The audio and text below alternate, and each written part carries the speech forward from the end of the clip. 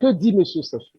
Il dit l'État tire sa légitimité dans la rigueur de la loi. Est-ce que vous entendez ce discours de la bouche d'un monsieur, d'un minable criminel comme Sassou?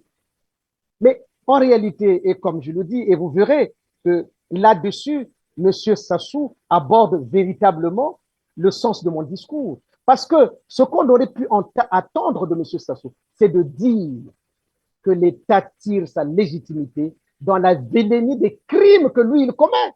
Mais en plus, allons plus loin, M. Perrin, puisque tel est le cas, et je l'ai dit, que M. Sassou, le PCT, le gouvernement, prennent leur courage pour prendre une loi qui va fermer les prisons du Congo. Parce que dans les prisons, on trouve des criminels. Or, le plus grand criminel que le Congo n'ait jamais vu, c'est M. Sassou. Il se trouve en liberté. Si M. Sassou, plus grand criminel devant l'éternel, n'est pas en prison, quelle est l'utilité d'avoir des prisons?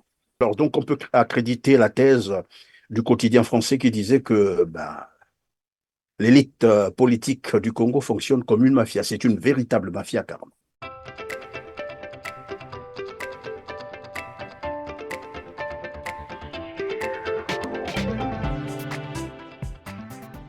Mesdames, Messieurs, bonjour. Ravi de vous retrouver sur Télar TV R7 et bienvenue dans ce tout autre numéro de Droit de savoir. Les Congolais, même ceux du premier cercle du despote Denis Sassou Nguesso, s'accordent à dire l'État n'existe plus. La République est morte. Le quotidien français Libération titrait si bien un des dossiers sur le Congo-Brazzaville, paru le 1er octobre 2021. Congo-Brazzaville, l'élite politique fonctionne comme une mafia. Évidemment, vous le savez, les réseaux mafieux sont souvent dirigés par des criminels. Or, la place du criminel, normalement, c'est en prison. On en parle aujourd'hui avec Maître Amédée Ganga, avocat au barreau de Paris. Bonjour Maître et merci d'être avec nous sur Télar TV. Bonjour, Monsieur Nerveux en Perrin. plus. Nerveux à vous aussi et à votre famille. Merci Maître, c'est toujours un plaisir de vous avoir sur le plateau de Télar TV R7. Bonne et heureuse année 2024 à tous nos téléspectateurs et merci de votre fidélité, mais surtout de nous avoir fait confiance toute l'année 2023 qui s'achève. Je suis Christian Perrin, si vous nous avez rejoint pour la première fois. Maître Amédée Ganga, la fin de l'année 2023, disons-le, a été tragique pour les Congolais qui, en majorité, ont passé les fêtes les pieds dans l'eau. De Pointe-Noire à Mosaka, en passant par Brazzaville, les ravins ont emporté des maisons d'habitation, des quartiers entiers, des maisons englouties par le sable à Brazzaville, des hôpitaux inondés à Mosaka, des véhicules ont noyé, des avenues totalement inondées à Pointe-Noire. Pendant ce temps, Denis Sassou Nguesso et les membres de son gouvernement étaient en train de fêter quelque part à un mariage. Que vous inspire un tel comportement, j'allais dire une telle démission de l'État, devenu insensible aux problèmes des Congolais, incapable d'assumer bien sûr son devoir, celui bien entendu de protéger les Congolais. Oui, merci, Monsieur Perrin. Devoir de l'État, démission de l'État, mais tout ceci remonte à un peu plus loin, Monsieur Perrin. Parce qu'en vérité, lorsque les indépendances sont arrivées, lorsque les indépendances sont arrivées, en réalité, ce qui a été laissé par le colon, c'était le pouvoir et il était parti avec l'État. Nous avons vu l'expérience à peu près Loulou Massamba Deba, mais après, l'État a disparu un peu le début de Marion Wabi. Mais aujourd'hui, bien sûr, évidemment, l'État n'existe plus. Ce qui n'existe que c'est le pouvoir, la jouissance du pouvoir. Et avec le pouvoir, en réalité, on a peu de soucis. On a peu de soucis parce que l'État qui devait exercer le véritable impérium n'existe plus. Et donc, vous avez des gens qui ne vivent que dans la concupiscence. Et ce que vous révélez aujourd'hui n'est pas étonnant que M. Sassou veuille aller simplement à la concupiscence et à la jouissance plutôt que éventuellement d'aller au secours des populations qui subissent, je pourrais dire, des inondations antédiluviennes. Mais Monsieur Perrin, cela ne doit pas vous étonner parce que ce monsieur n'a rien de ce qu'il devait être au regard des fonctions qu'il exerce, si tant est qu'il exerce ces fonctions-là. Voilà, donc ne soyez pas étonnés qu'il se retrouve plutôt à aller jouir, comme vous le voyez. Donc, rien à l'endroit des peuples, des populations qui souffrent, et ça depuis le nord jusqu'à Pointe-Noire. Alors, Maître Amédée Ganga, probablement qu'il faut qu'on rappelle à nos téléspectateurs comment devrait fonctionner un État en temps normal pour qu'on comprenne concrètement ce qui se passe au Congo actuellement, où évidemment la justice n'existe plus. Ben voilà, la police Mais, c'est devenu une milice, hein, l'armée, n'en parlons pas. Comment devait vous, fonctionner un État? C'est quoi un État concrètement? Monsieur Perrin, vous savez, pour savoir ce qu'est un État, il faut que vous ayez conscience vous-même que vous voulez créer quelque chose qui soit au-delà des simples individus ou des simples communautés. Et ça, c'est ce qui est fait défaut jusqu'à présent au sortir de l'indépendance. Parce que créer un État, ça veut dire c'est créer une structure où l'on se retrouverait tous pour assurer la protection de tous, mais assurer aussi éventuellement l'épanouissement de tous dans un esprit, je dirais, d'impartialité. Mais si je dis d'impartialité, ça fait plutôt européen. Mais si nous devrons reprendre nos propres concepts à nous, en tout cas dans le concept Congo, on dirait un État qui monte. L'État qui monte. Donc c'est celui qui œuvre au bien-être et qui est soucieux comme une maman qui est soucieux de son enfant. C'est exactement, si vous voulez, de façon imagée, en réalité, l'État, ce n'est que cela, cet instrument qu'on met au-dessus des peuples pour pouvoir faire ensemble ce que individuellement on ne peut pas faire. Voilà à peu près ce Mais que... à l'opposé, qu'est-ce qui peut justifier le comportement de Denis Sassou Nguesso, j'allais dire de son régime face aux Congolais? Ben, écoutez, je crois que c'est plus profond que cela. Hein. Aujourd'hui, cet État que l'on voulait être un État, j'allais dire, national, au travers des principes comme l'unité, le principe comme le travail, comme le progrès. C'est tout ceci qui devait se trouver, si vous voulez, contenu dans cette structure qui devrait amener le peuple. Parce que, si vous voulez, lorsqu'on parle, pour ne prendre que cet élément unique, l'unité.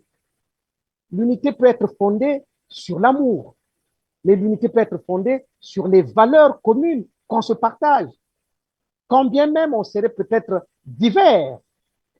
Et c'est ça. Et aujourd'hui, cet État, malheureusement, n'est plus un État et il a eu beau jeu de vouloir en parler. En fait, la disparition de l'État met en exergue le pouvoir absolu.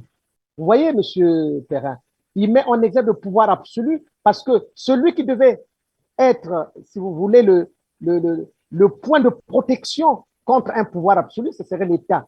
Parce que c'est l'État qui produit les lois. Et cet État, malheureusement, ce pouvoir qui n'est confronté à aucune, comment je peux appeler ça, il n'a pas vraiment de contrôle. Donc, ce pouvoir devient un pouvoir absolu parce que la loi a disparu. Et d'ailleurs, c'est même le concept de la République. Vous Ça verrez reste que public. ce monsieur parle de République, mais est-ce que monsieur Sassou a qualité et habilité à parler de République?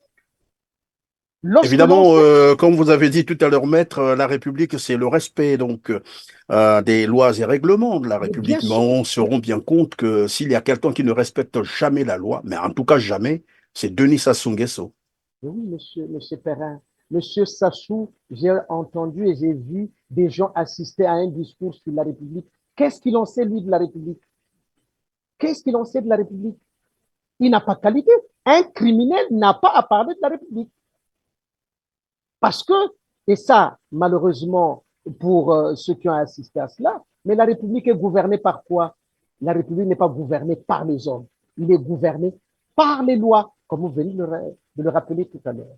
Donc, lorsqu'on se retrouve avec quelqu'un, et c'est là l'ironie du sort, Vous verrez que dans son discours, M. Perrin, que dit M. Sassou? Il dit l'État tire sa légitimité dans la rigueur de la loi. Est-ce que vous entendez ce discours de la bouche d'un monsieur, d'un minable criminel comme Sassou? Mais en réalité, et comme je le dis, et vous verrez que là-dessus, M. Sassou aborde véritablement le sens de mon discours. Parce que ce qu'on aurait pu attendre de M. Sassou, c'est de dire que l'État tire sa légitimité dans la vénénie des crimes que lui, il commet. On Oui, y reviendra, maître. On va exactement. aborder un autre sujet d'actualité. Je ne sais pas si vous l'avez appris hein, depuis ce Oui, matin. oui, Le quotidien français, Le Figaro ou d'autres journaux, bien entendu, qui parlent de la résidence du fils du dictateur de Brazzaville, Denis Christel Sassou Nguesso. En fait, une résidence située à Neuilly-sur-Seine. Ça vous dit quelque chose, le oui, quartier Huppé, hein, à bien Paris. sûr, bien sûr. Alors, et donc, les cambrioleurs sont passés par là.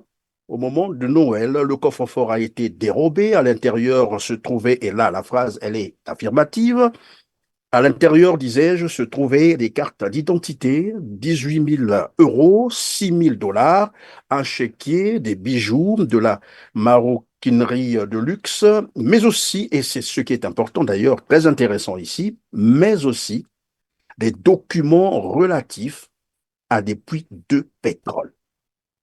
Alors, voilà qui peut confirmer que le Congo est géré comme une épicerie familiale. Sinon, comment expliquer que les documents relatifs, comme il est écrit ici, à des puits de pétrole puissent se retrouver dans un domicile privé de Denis Christel Sassou Nguesso, qui n'est pas ministre du pétrole, et même s'il l'était. Monsieur Perrin, vous venez de le dire, vous le dites avec une telle simplicité alors que c'est des situations graves, c'est très grave ce qui vient d'arriver. Prenez la peine de constater que ce monsieur devra déposer plainte. On lui posera la question d'où vient tout ça. Les puits de pétrole, c'est devenu la propriété privée de ce monsieur. Quand même, c'est extrêmement grave. Est-ce que ces documents-là ne relèvent pas de la République? Donc, quelqu'un s'est donné des puits de pétrole dans la région de Pointe-Noire où il se dit en être propriétaire. Attendez, vous vous Et rendez c'est la compte ressource principale de l'économie de congolaise. l'économie. Mais j'espère que le Parlement congolais, si tant est qu'il y a un Parlement, il devait ouvrir une enquête parlementaire pour savoir ce qu'il en est. Voilà des éléments qui permettent de dire que finalement, il y a une véritable mafia dans ce pays-là qui est géré par le clan. Comment le fils d'un soi-disant président peut être propriétaire ou peut se retrouver avec des documents aussi importants qui concernent la richesse du pays, richesse qui représente donc l'intérêt général. Et le fait de disposer un appartement, une résidence à Neuilly-sur-Seine devait interpeller le Bien Parlement, sûr, comme vous l'avez dit tout mais à bien l'heure. sûr. Si Comment jamais le a-t-il Congo fait, avait pardon, comment a-t-il fait pour acquérir un tel bien? il n'a jamais été opérateur économique, on ne le connaît pas dans le monde des affaires. Tout ce qu'il a fait, c'est de gérer le pétrole congolais. Et curieusement, il se retrouve avec, là encore, c'est la partie émergée de l'iceberg. L'iceberg, oui, tout à fait. Mais rappelez-vous, Monsieur Perrin, je l'ai toujours dit, nul ne doit tirer avantage de ses propres crimes ni des crimes d'un tiers. Ça veut dire que cet enfant-là, s'il bénéficie de ces biens-là, ce bénéfice est le résultat des crimes commis par son père. Et Et donc, donc passible d'une bien poursuite. sûr, bien sûr, Monsieur Perrin, bien sûr. Et là, j'en appelle encore au Parlement congolais. Effectivement, si tant est que, au lieu de laisser à M. Sassou de faire des commissions d'enquête où il y plonge les ennemis qu'il désigne lui-même, eh bien, le Parlement congolais, au regard de cela, hein, devrait ouvrir une enquête parlementaire. Parce qu'il est ministre, que je sache, Oui, ce ministre monsieur. de la coopération internationale. Donc, vous voyez, ce rejetant du criminel Sassou, il est ministre. Et vous vous rendez compte, dans un pays le président de la République, qui se dit président de la République, son fils est ministre. Et vous trouvez ça normal. Donc vous voyez, M. Perrin, dans les réformes à venir, c'est des choses comme ça, c'est des actes comme ça, nous devrons intervenir. Mais c'est grave. C'est grave. Il n'y a pas de gêne. Et donc, même les règles élémentaires ne sont même pas observées. Comment? Mais enfin, en réalité, c'est normal. Si ce monsieur n'est qu'un minable criminel, pourquoi voulez-vous qu'il s'empêche de mettre son enfant comme ministre? Je me pose la question d'ailleurs, il y en a combien de Sassou? Parce qu'il peut faire tout un gouvernement avec. Est-ce que ce n'est pas mieux de mettre un gouvernement uniquement des Sassou?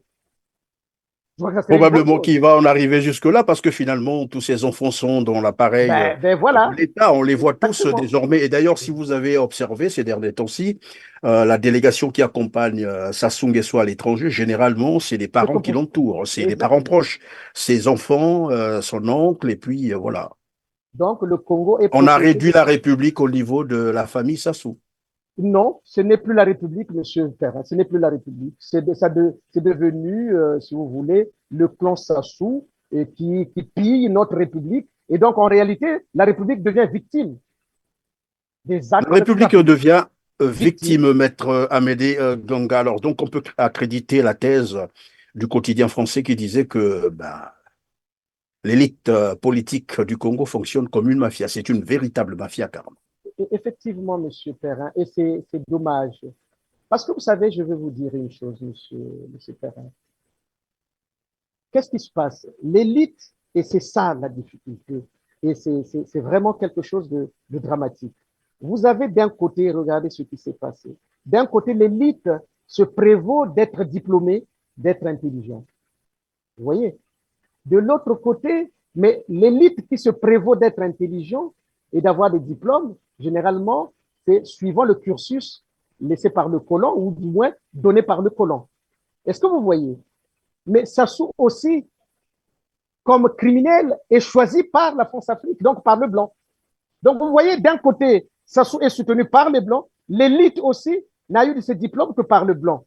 À partir de ce moment-là, comment voulez-vous que Sassou respecte l'élite, puisqu'on place Sassou qui est soutenu par les blancs au pouvoir pour qu'il donne quelques prébendes, quelques billets de banque à l'élite, malheureusement, qui se met au service du commerce. L'élite congolaise, l'élite africaine, bon, est plutôt est sur est sur le marché. Et c'est une marchandise, l'élite congolaise. C'est une marchandise que Sassou, s'agissant du Congo, est une marchandise que Sassou peut payer à sa guise. Et la seule personne, je crois que, en dehors de vous et moi, certainement, il y a Maître Ganga qui ne peut pas acheter. Je suis hors du commerce. Mais notre élite, c'est dommage, ça s'est liquéfié. C'est une marchandise que Sassou achète. Alors, comment voulez-vous qu'on puisse avancer, mon cher Perrin? L'élite qui va s'agenouiller entre les mains de Sassou parce qu'il y a simplement des billets de banque. Alors que ce monsieur est un criminel, monsieur Perrin. C'est que lorsque vous et moi prononçons ces mots, j'ai comme l'impression désormais que le crime n'est qu'une norme au Congo. En fait, nous sommes, nous, Mais probablement, vous pouvez avoir raison que le crime a été érigé comme une norme, finalement, exactement, au Congo-Brazzaville, parce que la ça n'émeut question que personne. j'allais peut-être vous poser, c'est de savoir finalement à quoi ressemble le Congo-Brazzaville, aujourd'hui pris en otage par à une bande des mafieux, comme on l'a dit tout à l'heure, les criminels, dont tout le monde sait que ce sont des criminels parce que finalement les preuves existent.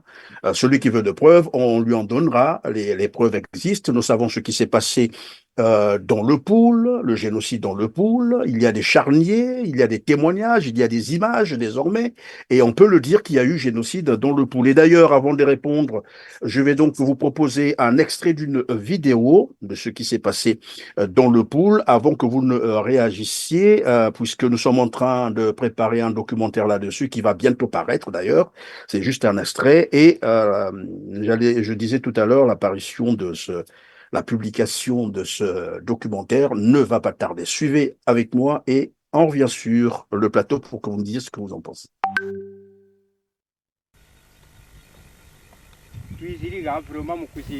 Chers parents, si vous nous entendez, Nous sommes venus ici pour prendre des images, pour témoigner sur les crimes qui ont été commis sur vous.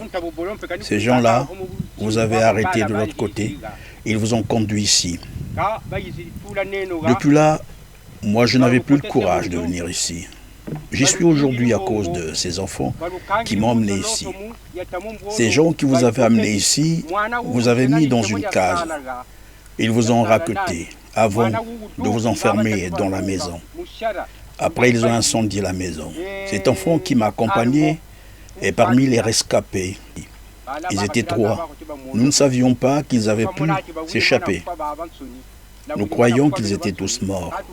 Pierre, qui est également avec vous, est allé mourir ailleurs. Les enfants m'ont dit, papa, si tu peux aller nous montrer où sont les restes des membres de notre famille. Voilà pourquoi je les ai accompagnés ici, qu'ils viennent voir, prendre des images et montrer à la communauté internationale. Vous n'aviez rien fait. Vous n'aviez pas pris quelque chose d'autrui.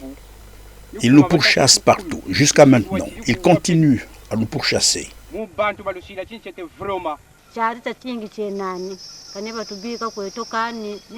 Qu'ils nous laissent la paix. Ils ont tout détruit, tout ce que nous avions. Ils ont tout bombardé avec leurs hélicoptères.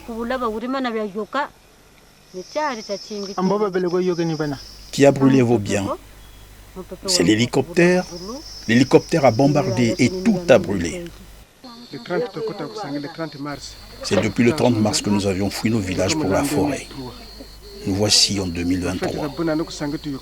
Nous avons passé beaucoup d'années dans la forêt, mais les souffrances ne finissent pas. Les hélicoptères de combat venaient bombarder ici tout le temps, nuit et jour. Ils ont détruit toutes les maisons, de Mpangala à Vinza. Ils ont brûlé vifs beaucoup de gens dans les maisons. Ils ont brûlé 32 personnes dans une maison au nord de Mpangala. Alors, maître, vous venez de suivre avec moi cet extrait. Je disais que c'est un documentaire qui est arrivé finalement à la fin de sa réalisation, de son montage, qui sera mis bientôt là en ligne.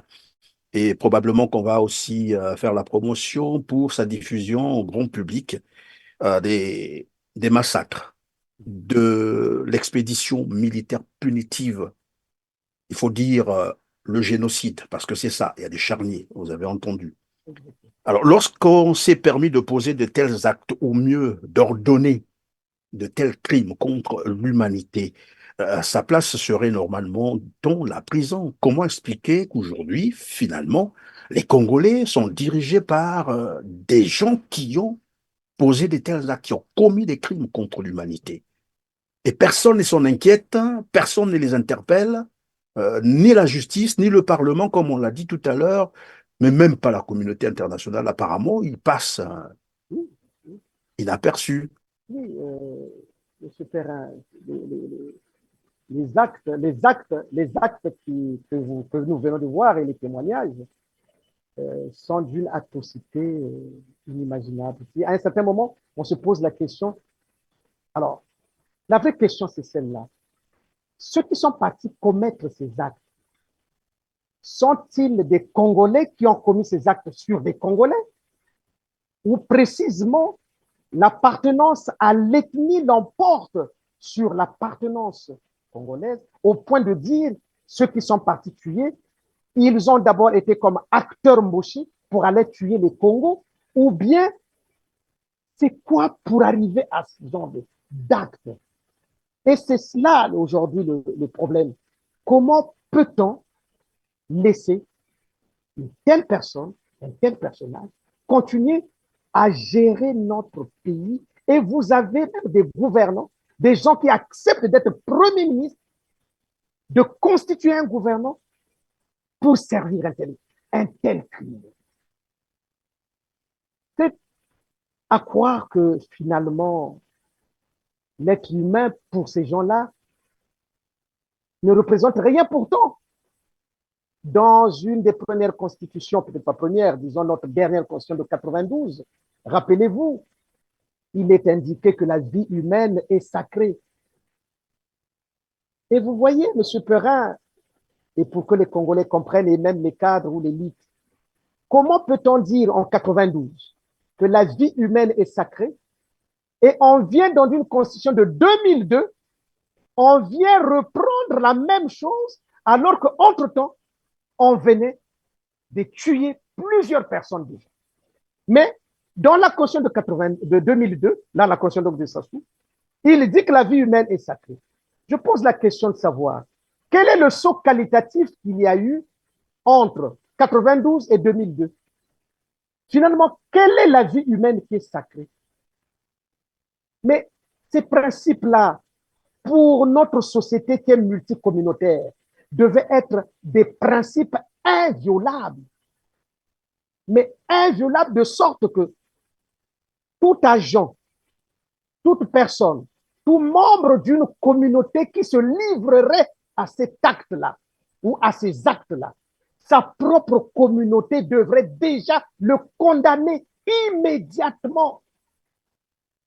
Vous voyez, voilà pourquoi je dis, je me pose la question, mais peut-être qu'on y répondra.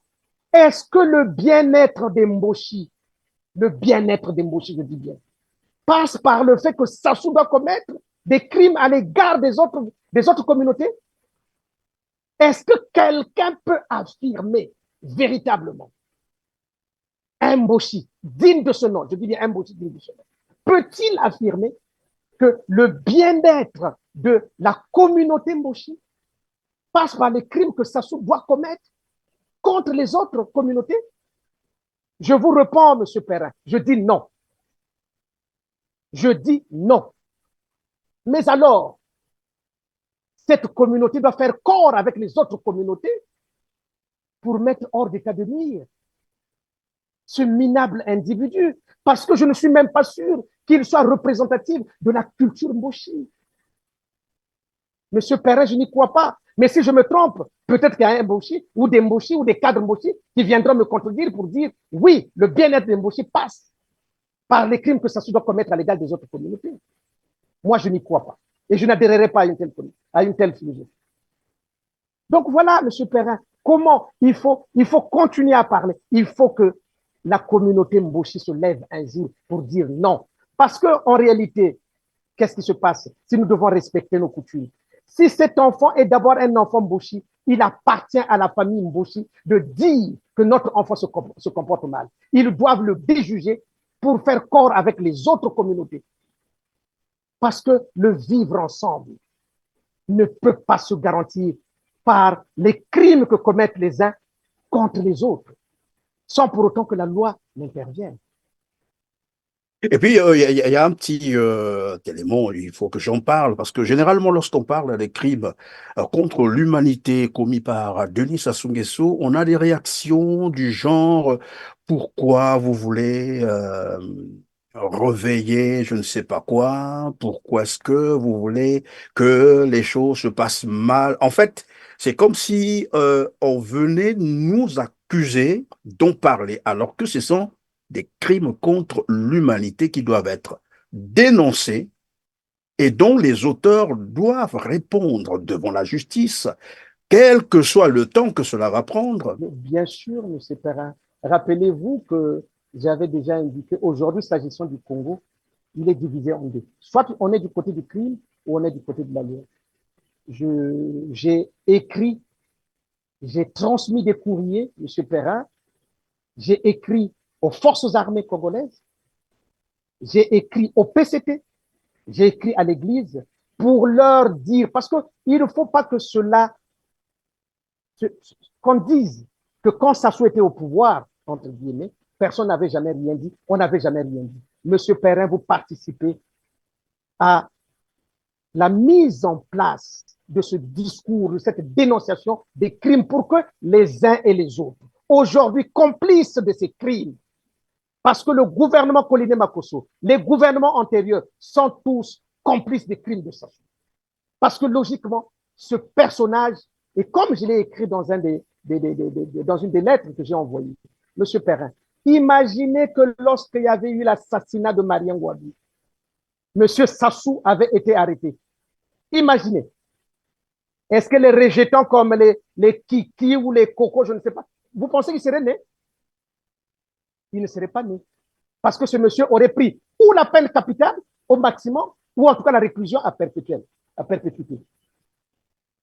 Vous voyez? Alors, Donc maître, lorsque aujourd'hui, vous parlez des autres gouvernements ou du gouvernement Makosso, c'est pour dire que eux également devront répondre un jour, c'est ça? mais M. Perrin, ils doivent répondre parce qu'ils savent aujourd'hui, Maître Ganga, M. Perrin, tous, comme on le dit, tout le monde sait que c'est un criminel. Et moi, je l'ai mis en écrit, j'ai dit, ce monsieur est un criminel, il a commis le génocide. Donc, si vous avez ce monsieur à la tête d'un pays, c'est qu'il y a des complices. Et qu'est-ce qu'ils Pour vous ont cela, dit? Ils ont répondu, non? à ce jour, évidemment, vous en doutez, M. Perrin, personne ne répond, puisqu'il s'agit de Maître Ganga, M. Perrin. Pensez-vous qu'ils peuvent avoir le courage de répondre à Maître Ganga? Vous ne savez que non. Vous voyez? Donc, M. Sassou, aujourd'hui, la force publique, pour revenir à ça, puisque c'est aussi important, M. Perrin, regardez, la force publique, tous les postes clés sont gérés par les gens de sa tribu. Mais moi, ce n'est pas là le problème, parce que ça m'importe peu. Mais est-ce que le seul fait que tous les postes clés de l'armée, de la gendarmerie, de la police, M. Perrin, est-ce que le seul fait de nommer ces gens-là de sa tribu, est-ce que ça change la mission de la force publique dans un pays, dans une république? Est-ce que le seul fait de nommer des gens de sa Si propre tant est tribu, que la République existait, bien entendu, exactement, vous avez ça ne tout compris. changerait pas la mission. Vous comprenez? Est-ce que le seul fait de les nommer, la mission de la force publique a changé? Non. Si nous sommes dans une république, non. Peu importe que vous nommez votre enfant, votre fils, s'il s'agit d'arrêter quelqu'un qui commet des crimes, eh bien, ils vont l'arrêter. Et nous en sommes là, M. Perrin. Et puisque la Pourquoi? force publique n'arrête pas M. Sassou Nguesso, elle est Ah, complice. donc, nous ne sommes pas dans une république. Et donc, elle est complice. Mais en plus, allons plus loin, M. Perrin, puisque tel est le cas, et je l'ai dit, que M. Sassou, le PCT, le gouvernement, prennent leur courage pour prendre une loi qui va fermer les prisons du Congo. Parce que dans les prisons, on trouve des criminels. Or, le plus grand criminel que le Congo n'ait jamais vu, c'est M. Sassou. Il se trouve en liberté. Si M. Sassou, plus grand criminel devant l'Éternel, n'est pas en prison, quelle est l'utilité d'avoir des prisons? Donc, cela m'amène à vous dire que les Mokoko, les Okombi, si tant est que c'est des criminels, doivent se retrouver dehors. Que M. Sassou prenne le courage de nous faire la démonstration que le crime est une valeur. Et donc, si c'est une valeur, pourquoi il y aurait des prisons? Que le Mais maître, PCT, et pourtant, même par bon sens, nous oui, savons que dans un groupe, lorsqu'un individu se comporte mal, on le met à l'écart.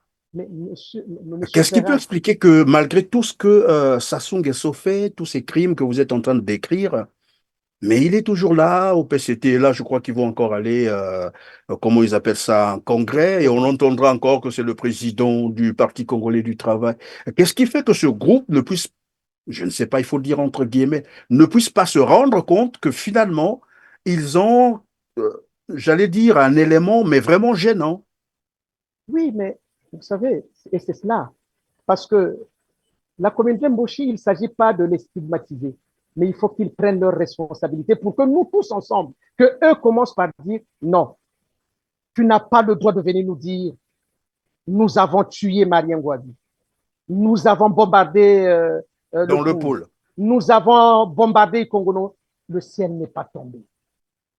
Ça, la communauté Mboshi ne doit jamais accepter ça. Un des leurs est un déviant, un véritable déviant, parce que la culture Mboshi, les valeurs Mboshi ne peuvent pas accepter ça. Et donc, nous attendons de la communauté Mboshi de prendre cette responsabilité pour que les autres communautés ensemble, nous puissions mettre ce monsieur hors d'état de nuire. Nous avons tous intérêt que cela se fasse. Nous avons tous intérêt, et je le dis à toutes les Évidemment, communautés congolaises. pardon maître de vous couper comme ça, nous avons Je tous vous en prie. intérêt de ce que ce monsieur parte parce que vous estimez que c'est un criminel, vous l'avez répété et insisté dessus, mais il faut aussi, bien sûr, que ces soutiens qui sont souvent, et ce n'est qu'un secret de polichinelle, la France, l'élite politique, une certaine élite politique française qui soutient ce monsieur dans ses crimes, dans tout ce qu'il fait puisse à un moment donné s'amender quand même, parce que on va pas quand même continuer à soutenir des crimes tels que ça se passe. Et aujourd'hui, le monde est interconnecté, tout le monde sait ce qui se passe dans le monde à la seconde près. Et donc, les Congolais désormais savent que lorsque Denis Sassou Nguesso agit, et derrière lui, il y a aussi d'autres complices, des puissances étrangères, que je ne vais pas insister à citer les noms ici, mais ils se reconnaîtront. Mais puisque vous avez déjà parlé du génocide du Congo, non, évidemment. Je vais proposer donc un autre extrait d'une vidéo. Il s'agit ici du témoignage du général Joachim Bio-Pango, ancien président de la République du Congo, mais aussi il y a aussi le capitaine Pierre Anga qui parlait de ce génocide. On va les écouter et vous nous direz ce que vous en pensez. Suivez. Je ne fais pas de cours à mes jeunes officiers, j'aurai l'occasion certainement de discuter avec eux en commission sur ce qui s'est passé à Ouando. Mais je dis simplement qu'on a tiré sur la population de Ouando. Même quand Anga a quitté Ouando, on a continué, les gens sont morts jusqu'au matin, Anga était déjà parti. On a continué à tirer le 5. Anga n'était déjà plus là. Donc on ne peut pas me dire ici que c'était pour rechercher Anga. Donc je dis, encore une fois, qu'on a tiré sur la population. Et le lendemain, quand il a s'agi de rechercher les armes, on a cassé les maisons, on a tout cassé à l'intérieur, on a pillé. Ça aussi, ça s'est passé. Il s'agit de dire franchement ce qui s'est passé. Et ce qui s'est passé, c'est que sous prétexte d'arrêter quelqu'un, on a tiré sur une population. La chose n'a pas daté d'aujourd'hui. Elle date de très longtemps. Elle date depuis les vivants du président Marien Ngouabi. Que Sassou a commencé à nourrir une haine atroce vis-à-vis de la tribu Fili. Par des manœuvres machiavéliques, profitant des grands postes qui lui ont été donnés, en particulier les forces de la direction de la sécurité. Alors, maître, vous venez là de suivre le général Joachim Bio-Pango, paix à son âme, il n'est plus de ce monde. Le capitaine Pierre Anga également. Mais bon, ils ont laissé des témoignages ça se passait en public. Et d'ailleurs, le général Joachim Bio-Pango a fait ce témoignage lors de la conférence nationale. Il a bien dit qu'on a tué les gens, il n'y avait pas de raison. Mais, sous prétexte qu'on cherchait Pierre Anga était déjà parti, mais on a tué les gens, on a brûlé les maisons, on a saccagé, on a pillé, voilà. Et donc, il dit on a tué les gens. Ça, c'est un général qui le dit, ancien président de la République. D'accord? Alors, mais moi, il y a des preuves, les preuves existent. De toute façon, la question, c'était de savoir qu'est-ce qui manque aux avocats congolais que vous êtes? Je ne sais pas comment ça fonctionne, je ne suis pas vraiment un connaisseur en droit, mais je ne sais pas comment ça se passe. Qu'est-ce qui vous manque à vous de pouvoir vous constituer pour finalement traduire Denis Sassou Nguesso, pourquoi pas à la Cour pénale internationale? Non, Monsieur Perrin, vous savez, il ne manque rien aux avocats puisque vous en savez quelque chose. J'ai déposé plainte contre Monsieur Sassou. Cette plainte existe, il court toujours, même si celui-ci, comme je l'ai dit, Monsieur Sassou, est devenu en réalité un fugitif qui va se cacher derrière le pouvoir pour ne pas se faire, ne pas être jugé et aller en prison. Voilà, c'est tout ce qu'il fait aujourd'hui. Monsieur Sassou n'est rien. Ce n'est qu'un fugitif aujourd'hui. Il n'est absolument rien. Il faut vraiment le savoir.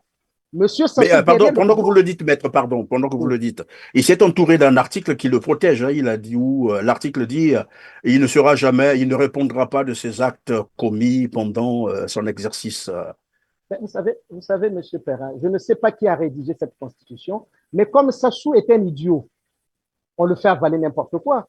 Comment C'est pas pouvez-vous trop dire... fort de dire qu'il est idiot, non? Non, non, M. Sassou est un idiot, M. Perrin, rassurez-vous. Quand ça vient de moi, n'ayez pas peur. Hein? M. Sassou est un idiot, c'est un minable criminel. Je vais vous expliquer, et d'ailleurs tous ceux qui l'entourent aussi, je crois qu'ils n'arrivent pas à bien le conseiller. Je vous donne un exemple simple et vous comprendrez. Vous me dites qu'il dit dans un article de la Constitution qu'il peut tuer, on ne peut rien faire. D'accord? Ouais, il ne répondra temps, pas de tous ces actes okay. après son mandat. Okay. Mais vous voyez qu'avant, il dit dans un article avant que la vie humaine est sacrée. Dans sa propre conscience, il dit la vie humaine est sacrée. Et après, il termine par dire, moi, je peux tuer, on ne va pas m'arrêter. Vous trouvez quelque chose de... C'est cohérent?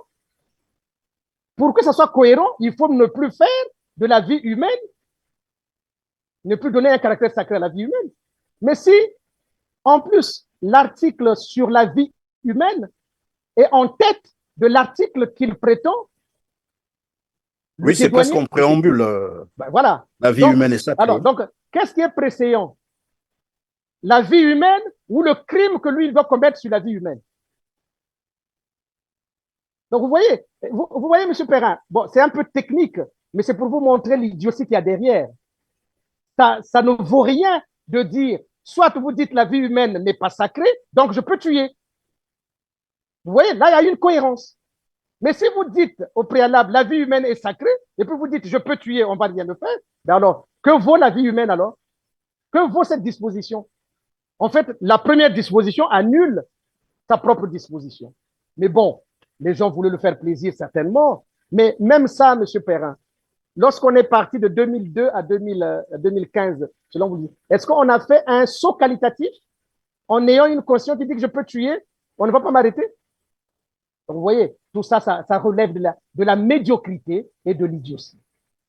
Mais je vais aller encore plus loin, puisque vous avez parlé des avocats. Monsieur Perrin, vous savez, je vais vous dire une chose. Monsieur Sassou, je vais revenir quand même là-dessus pour essayer de donner d'autres explications. Monsieur Sassou assassine Marien Ngouabi. Mais prenons l'hypothèse où ce n'est pas lui qui assassine. Lorsqu'on commet un crime, monsieur Perrin, on cherche toujours qui est l'assassin. Vous savez pourquoi on cherche l'assassin? Parce qu'il doit être jugé, éventuellement être condamné pour l'acte qu'il a eu à commettre. Donc, vous voyez, donc, la société s'est dotée d'un certain nombre d'instruments où la société dit l'assassinat ou le meurtre, en tout cas, il est interdit de tuer un semblable. OK?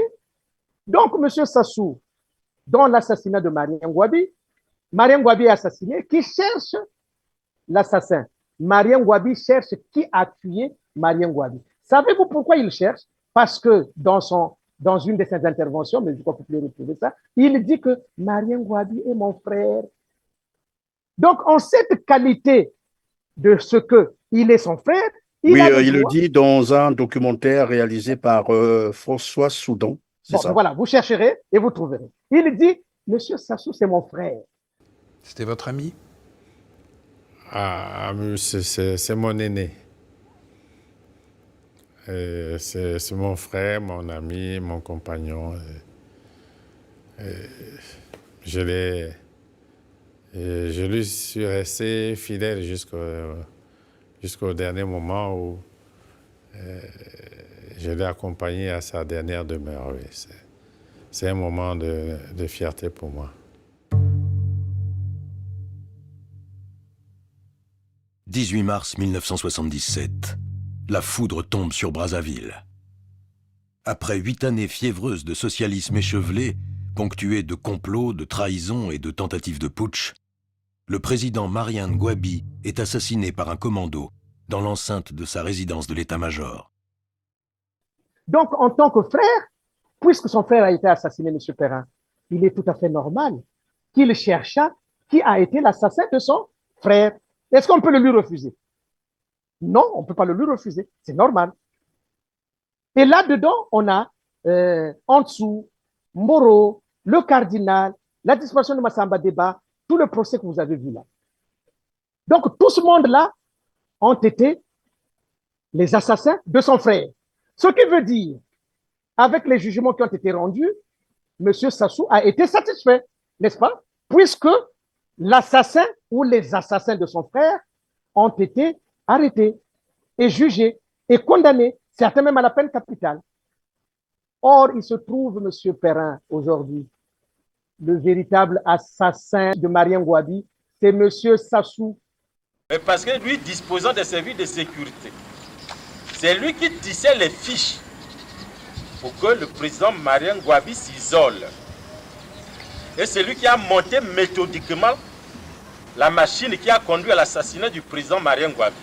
Parce qu'il faut qu'aujourd'hui, les gens sachent concrètement pourquoi Anga se bat.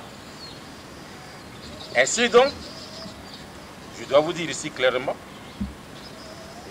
que il y a des situations pour lesquelles le cas Marien Ngouabi sera toujours revu.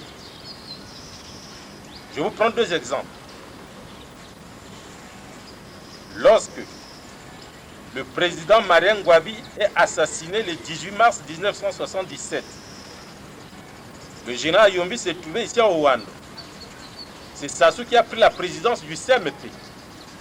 Dans la nuit même, il a fait assassiner les sentinelles. Parce que c'est sur ses instructions que le commando est passé. Alors il ne pouvait pas faire en sorte que l'on sache la vérité. Dans la nuit même, on a exécuté les sentinelles.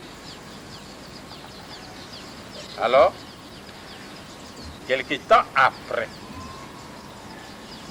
comme pour Sassou, il fallait en finir avec les couillous, il lance la rumeur à travers les services de sécurité. Comme quoi,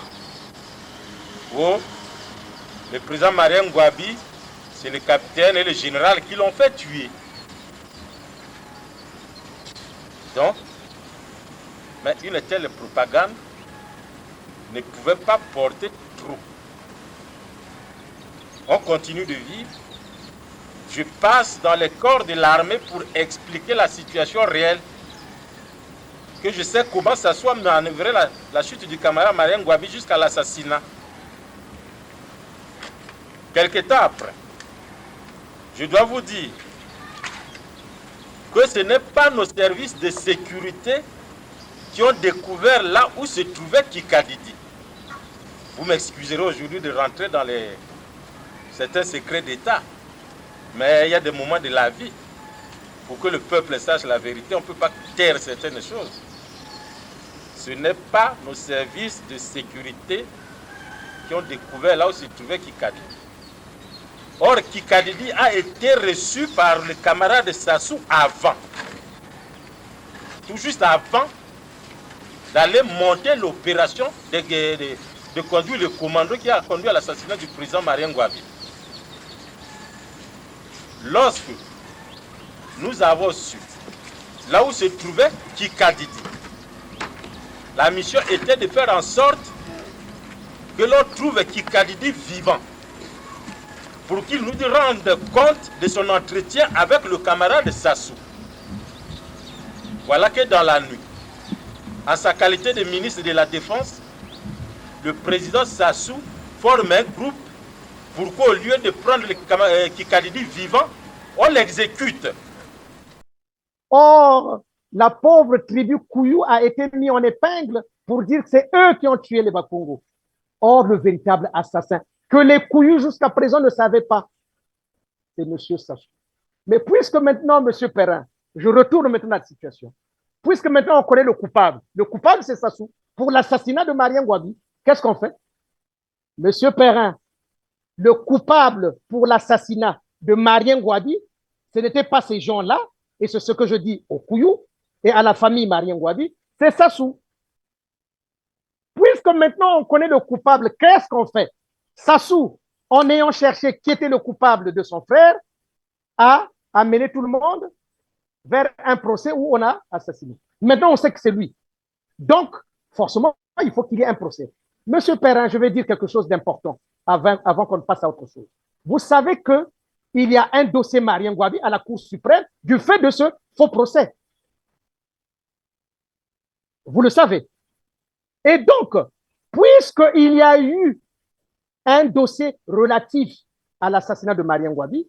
Or, dans l'interview que vous venez de dire, que vous avez indiqué, M. Sassou indique là-dedans qu'on avait appelé à telle heure, il s'était présenté. Donc, il avait fait une déposition. J'étais ministre de la Défense. Et puis, je crois qu'à cause de quelques problèmes au Cabinda, etc., et des appréhensions qu'on avait au sujet des situations dans l'enclave du Cabinda, le quartier était consigné. Et je suis resté au bureau jusqu'à 13h, 13h30. 14h, peut-être, oui. Quartier consigné. Puis je suis allé me rafraîchir un peu en Pila chez moi. Puis dès que je suis arrivé, les Kunzo me téléphonent pour me dire que il entend des tirs nourris en direction de l'état-major général. Des tirs nourris en direction de l'état-major général. Il me téléphone. Donc, j'ai juste remis mon ceinturon. Je n'ai même pas dit au revoir à mon épouse et à mes enfants. Et je suis revenu. J'ai foncé naturellement vers mes bureaux au ministère de la Défense. Quand je suis arrivé devant la mairie, l'actuelle mairie, c'est là où on m'a dit, le président Ngouabi. Dossier Marien Ngouabi. Je dis bien l'ouverture du dossier Marien Ngouabi pour qu'on vérifie si M. Sassou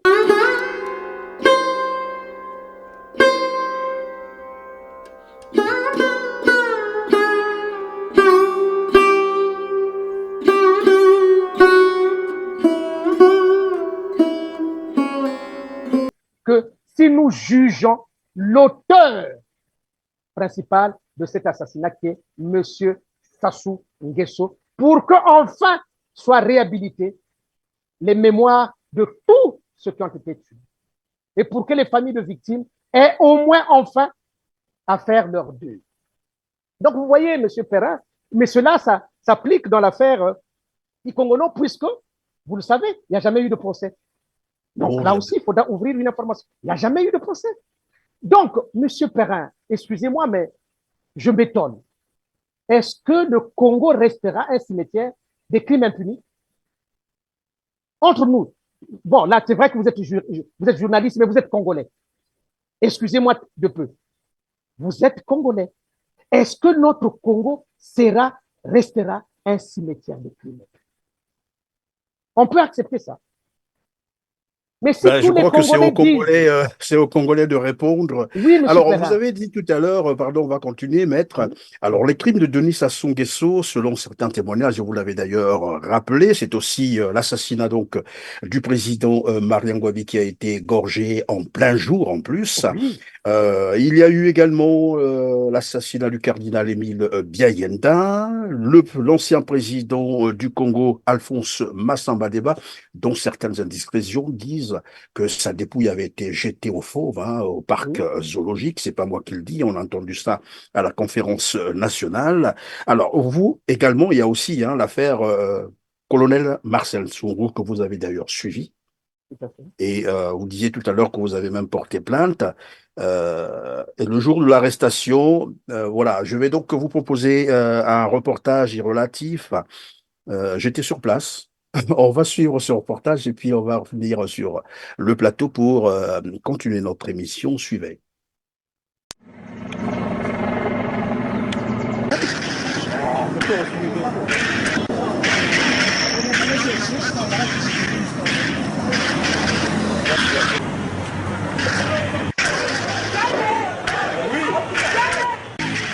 La situation était très confuse à Brazzaville, devant l'absence de communication au moment où tout Brazzaville ou presque était dans une atmosphère morose. De 10h30 à 15h ou presque, le centre-ville de Brazzaville était sous un échange de coups de feu très nourri. Il y a une agitation, comme vous êtes en train de l'observer. Derrière moi, tout le monde est en train de prendre la poudre d'escampette. Alors, on ne sait pas ce qui se passe exactement à Brazzaville. L'hélicoptère est en train de survoler, bien sûr, le ciel.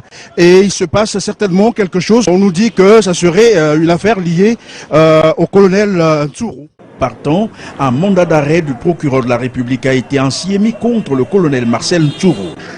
Voilà qui a très vite tourné lundi 16 décembre 2013 pendant plus de 4 heures un échange de tirs de coups de feu très nourris, créant ainsi une panique générale dans la ville de Brazzaville, là où étudiants, travailleurs et transporteurs ne savaient plus quelle direction prendre. Le centre-ville de Brazzaville s'était ainsi vidé en un clin d'œil, un échange de coups de feu qui aurait fait plus d'une dizaine de victimes dans les rangs du colonel Ntsuru, qui s'est finalement rendu après une médiation menée selon les sources concordantes par des diplomates des Nations Unies. Vers la fin, il y a le colonel Ntsuru qui, par le biais de l'un de ses officiers, en l'occurrence le lieutenant Ben Okas, qui a pris attache avec le chef d'état-major général, le général Okoy, et le directeur général de la police, le général Ndengue, pour demander une reddition. Sa voix a été entendue, les choses ont été organisées et finalement le colonel Ntsuru s'est rendu à la police. Je voudrais tout de suite dire qu'il s'est rendu en bonne santé, lui et son épouse, avec certains des garçons qui étaient avec lui. Placé en garde à vue, le colonel Marcel Ntsuru devrait avoir été présenté ce mardi 17 décembre 2013 devant le procureur qui lui notifiera le mobile pour lequel une information judiciaire a été ouverte à son encontre.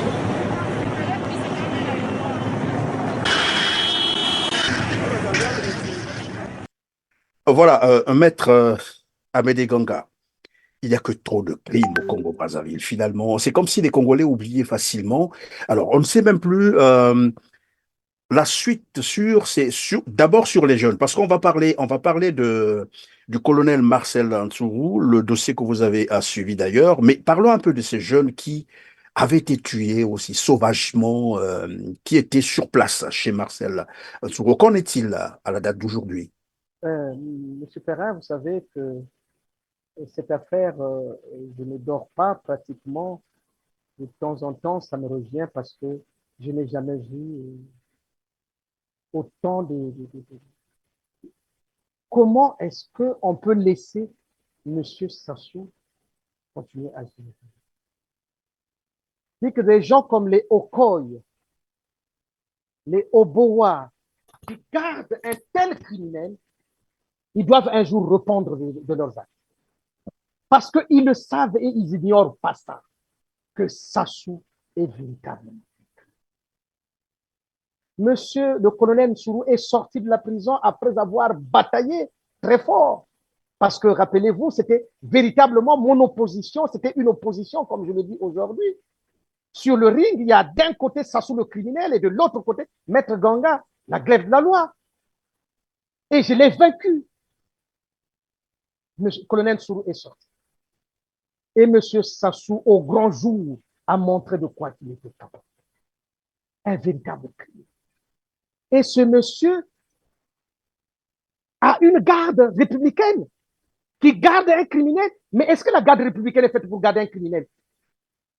Un criminel, on le protège par la gendarmerie lorsqu'il est à la maison d'arrêt. Vous vous rendez compte? Ce monsieur Perrin, a une garde républicaine. Il a une force armée payée par nos impôts, c'est-à-dire que nos richesses à nous sont payées, ces gens-là sont payés par nos richesses. Et ils gardent un criminel. Ils protègent, je dirais, un criminel. Mais vous vous rendez compte? Donc, on les paye pour que eux protègent le criminel qui doit nous tuer. Mais est-ce que c'est le rôle de la force publique? Il faut vraiment qu'on vérifie ces gens-là, parce que les Okoy, les Obowa, non, il faut les interpeller. Je pense que les Congolais, l'élite congolaise, les cadres congolais, nous n'avons plus le choix que de converger tous ensemble pour dire qu'on ne peut plus supporter à la tête de notre État un criminel. Vous avez parlé tout à l'heure de la communauté internationale, mais la communauté internationale ne pourra réagir lorsqu'il verra que le peuple congolais, l'élite congolaise, en communion avec le peuple, commence effectivement à se lever pour dire on ne va plus collaborer. Tout à l'heure, quand on va terminer, vous me le rappellerez, M. Perrin, je vous dirai ce qu'il faudra faire pour qu'effectivement notre peuple ne collabore plus avec ce criminel. Est-ce que vous vous rendez compte, M. Perrin, que lorsqu'il fait ça, au cours du procès, je demande qui a donné l'ordre? M. Sassou n'est pas capable d'assumer sa responsabilité en tant que donneur d'ordre puisqu'il est chef des armées. Il dit que l'ordre a été donné par M. Bouiti. Donc, vous voyez, en réalité, c'est un Mais Monsieur Bouiti, je ne sais pas s'il est encore en fonction. Il fut policier. Comment a-t-il donné l'ordre militaire à l'armée pour aller? Pour vous dire, M. Perrin, lorsque je dis de M. Sassou, ce minable idiot, ce n'est qu'un minable idiot. Il pensait qu'il n'y a personne pour le savoir. Comment voulez-vous que toute l'armée congolaise, les corps d'armée, puisqu'il est général d'armée, tous les corps d'armée se sont dirigés. Oui, plus l'armée de l'air, puisque les hélicoptères de combat ont volé. Il se dirige pour aller tuer le colonel Nsourou, mais il dit à la fin que l'ordre était donné par Bouiti. Vous trouvez que ce type-là est normal? Est-ce que vous trouvez qu'il est normal, ce type? Est-ce que c'est même intelligent de faire ça? Puisque le chef des armées, c'est lui. M. Bouiti n'a jamais été chef des armées. Donc, vous voyez, c'est toujours cette manière. Le mensonge, c'est toujours les autres. Il accuse les autres parce que imaginez que dans cette affaire, il y a un procès un jour. On regarde l'ordre qui avait été donné. D'après vous, qui sera arrêté? Qui sera jugé?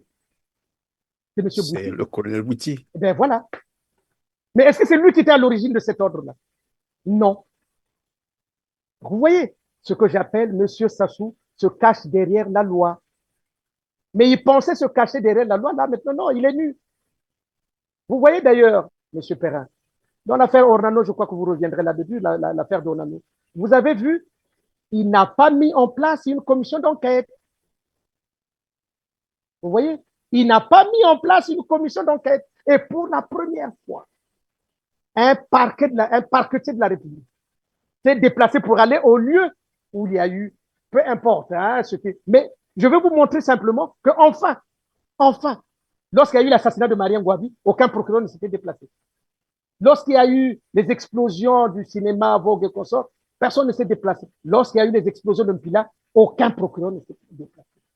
Mais à partir du moment où j'ai fait la démonstration que ce monsieur se cache derrière des commissions d'enquête pour accuser des innocents, eh bien là, vous voyez dans l'affaire d'Ornano, il ne fait pas la commission d'enquête parce qu'il sait qu'on le sait déjà. Il n'en fait plus. Vous voyez, pour une fois.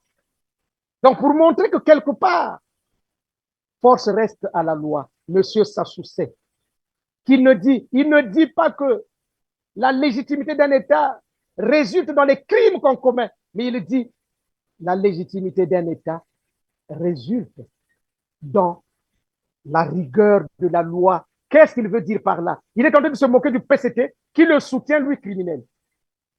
Vous voyez comment il se moque du PCT? Lui-même, il sait qu'il est criminel, qu'on doit l'arrêter parce qu'il sait que c'est la rigueur de la loi. Mais le PCT soutient un criminel.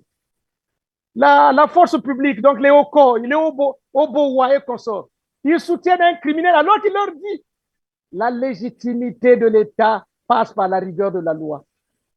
Donc lui, il connaît la loi, il sait, il faut qu'on arrête. Mais les Obowa, les consorts, parce qu'ils ont des petits postes et qu'ils appartiennent à la tribu, ils ne connaissent rien de tout ça.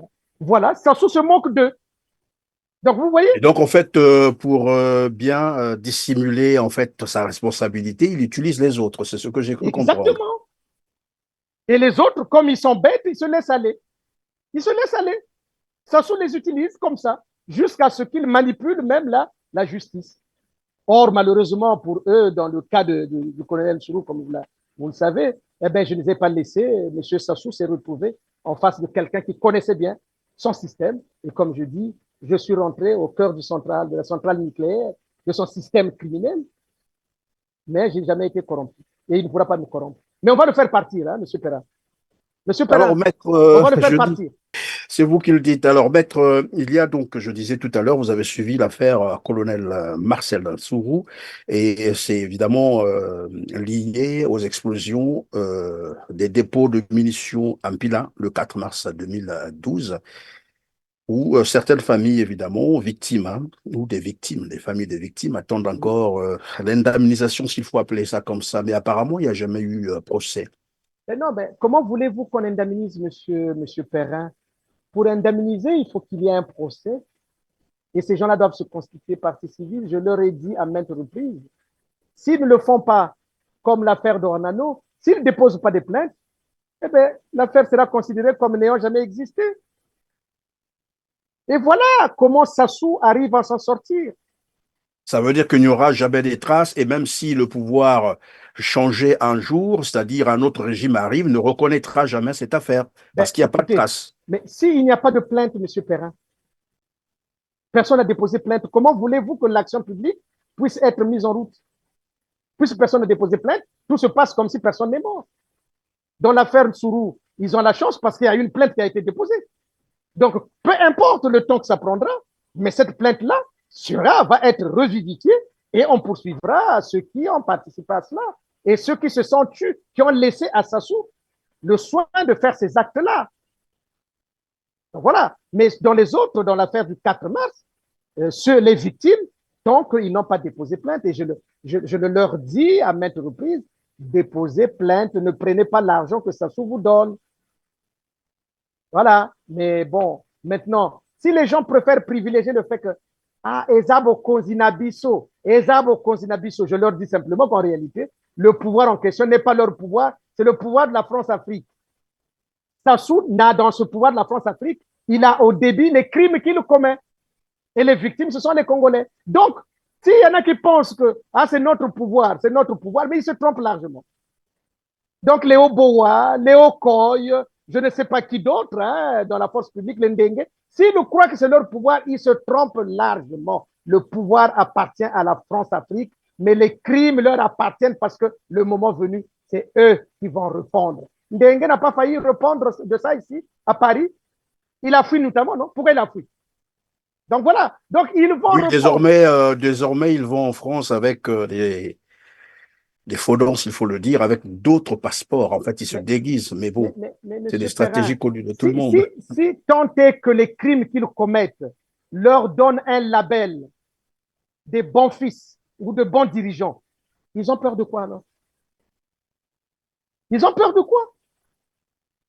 Donc vous voyez, donc quelque part, ils savent que la loi finira par les rattraper. Mais la loi qu'il faut, c'est d'abord la loi congolaise, M. Perrin. Il faut que les Congolais appliquent la loi contre ceux qui leur font du mal.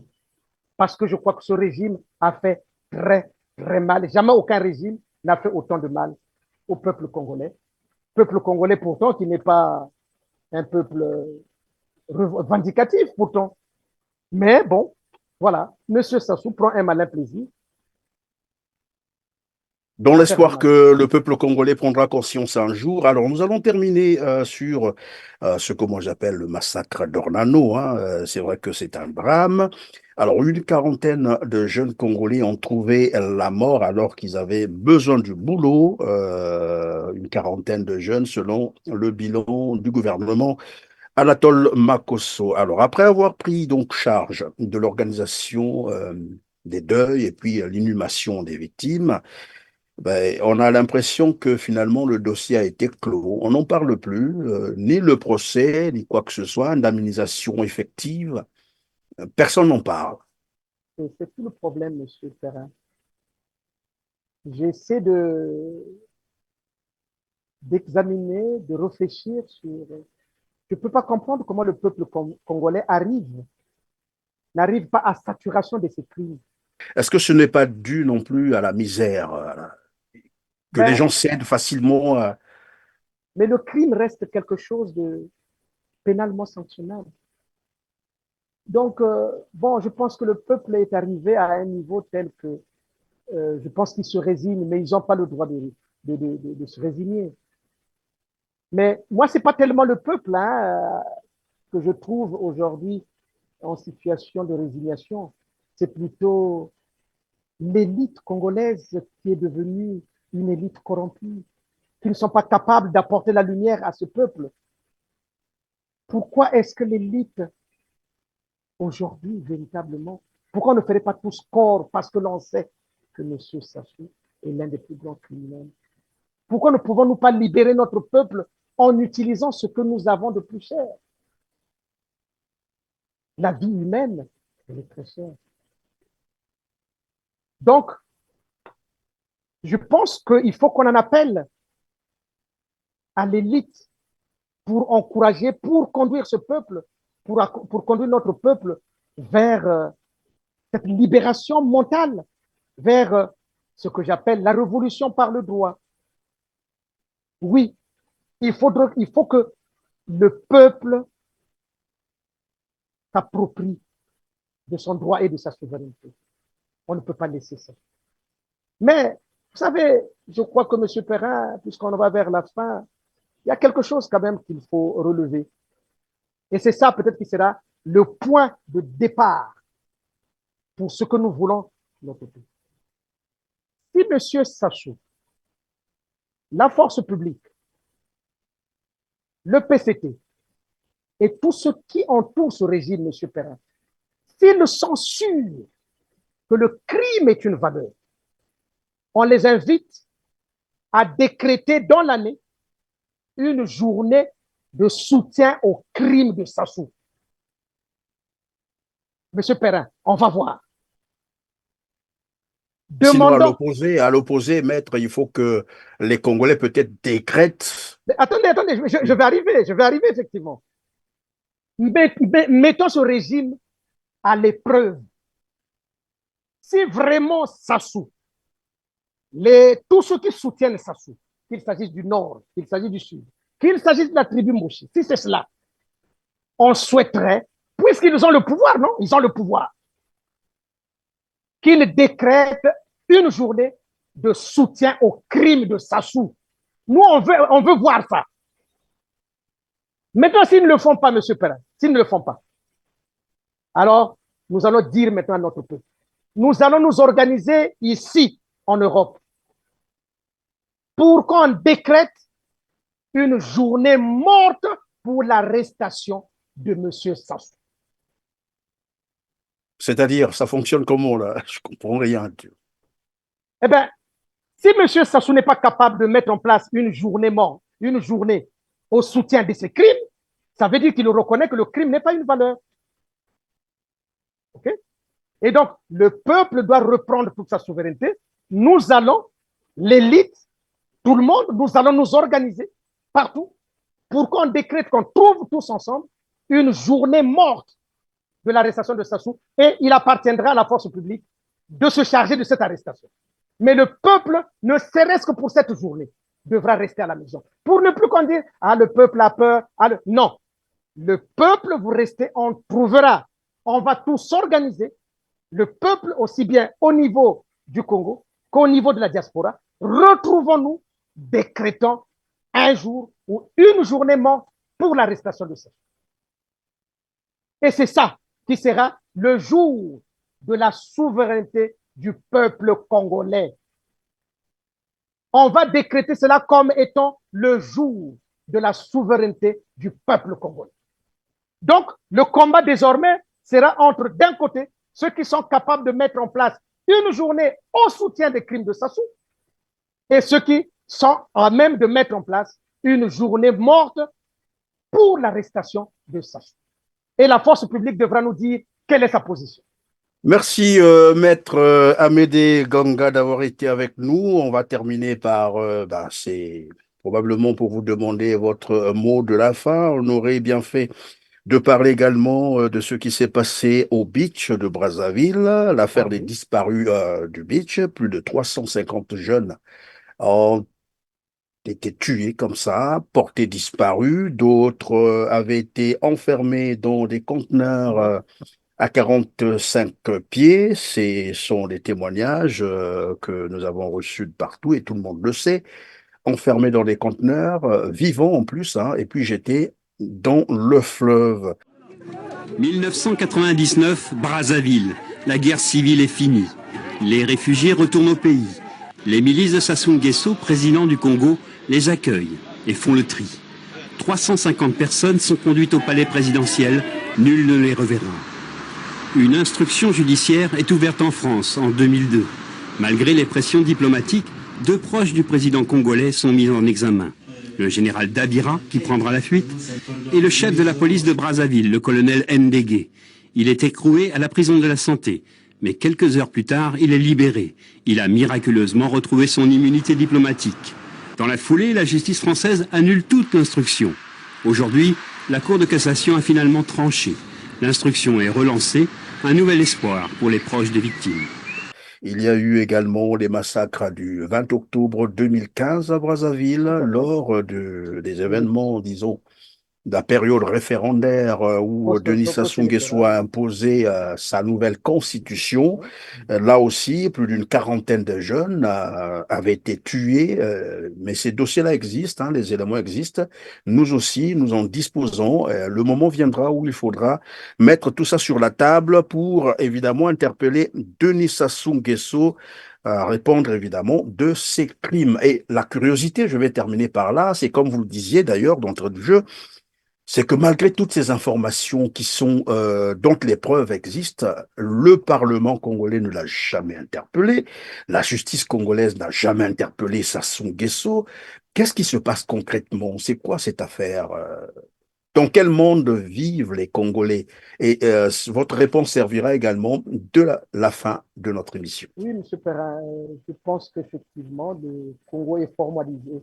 Il y a du formol dans la tête des Congolais, mais je n'irai pas jusque-là. Je leur trouve toujours l'excuse parce que je pense qu'un peuple, même s'il est envoyé au tréfonds, aura des ressources pour remonter à la surface.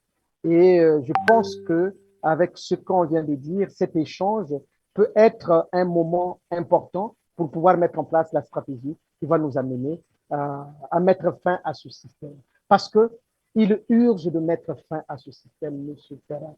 Et la question à laquelle nous allons répondre, telle que nous allons la poser, c'est est-ce que le Congo doit rester un cimetière des crimes impunis?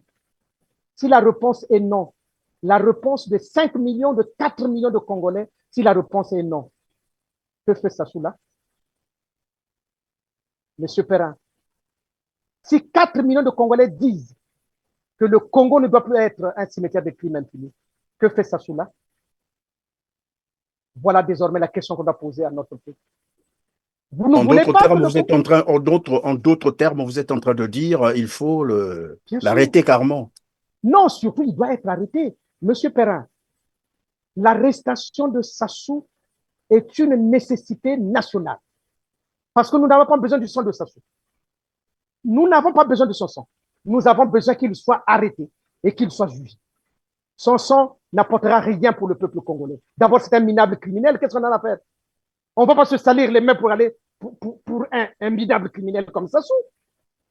Vous ne pouvez pas permettre cela, M. Perrin, que les Congolais se salissent les mains du sang de Sassou. Non, non. Il doit être arrêté parce que nous sommes un peuple éduqué. Nous avons une conscience normée et normative, M. Perrin. C'est ça que les Congolais doivent être. Voilà pourquoi je dis, si ceux-ci décrètent que le Congo ne doit pas être un cimetière des crimes impunis, alors les 4 millions de Congolais savent quelle est la place de ça. Et donc, à partir de là, puisque les 4 millions de Congolais, nous sommes d'accord que sa place n'est pas là, eh bien, la journée que nous allons mettre en place, la journée morte pour l'arrestation de Sassou, trouvera écho. Et très facilement, vous savez, M. Sassou n'aura rien à faire que certainement de fuir à travers les tunnels. Vous êtes au courant du tunnel à Oyo? Si tant est que c'est vrai. Et donc, il va aller se cacher dans ce tunnel-là. Vous m'apprenez quelque chose. Donc voilà. Non, ce ne sont pas quand même des tunnels de... Sérieusement, le peuple congolais, ils n'ont qu'à dire simplement que le Congo ne peut plus être un cimetière de crimes impunis. Et la place de Sassou, nous serons là où elle va se trouver. Et le peuple le sait déjà.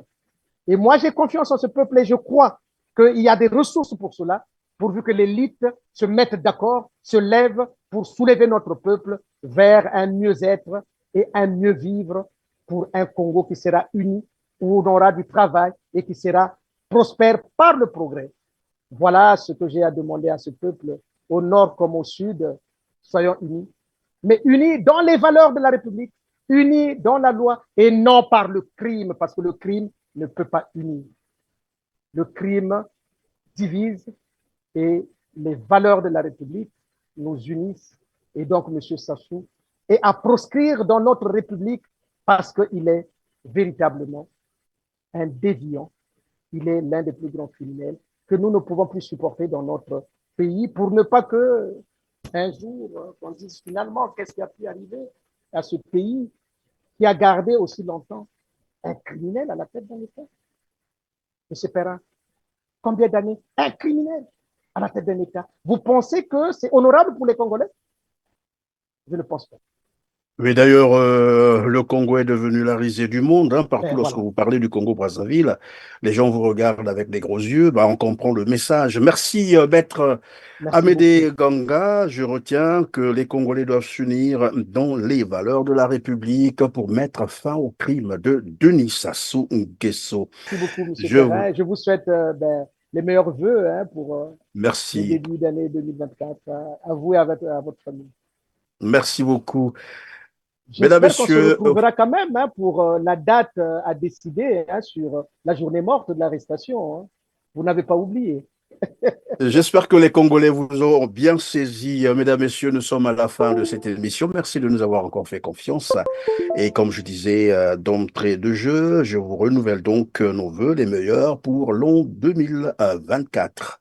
Merci de nous avoir donc accompagnés pour cette émission. Mais j'espère que, je ne sais pas si c'est la toute dernière de 2023, mais bon, on verra bien. N'oubliez surtout pas de cliquer sur le petit pouce en l'air, hein, juste en bas de cette vidéo, après avoir partagé massivement l'émission pour nous aider à atteindre un plus grand nombre de téléspectateurs. Nous souhaiterons également vous lire en commentaire ce que vous pensez du sujet qui a été débattu courant cette émission. Sur ce, on se dit au revoir et à très bientôt. Et en attendant, se préparer pour la journée ville morte, on a dit, pour l'arrestation de Denis Sassou Nguesso. Merci et à bientôt.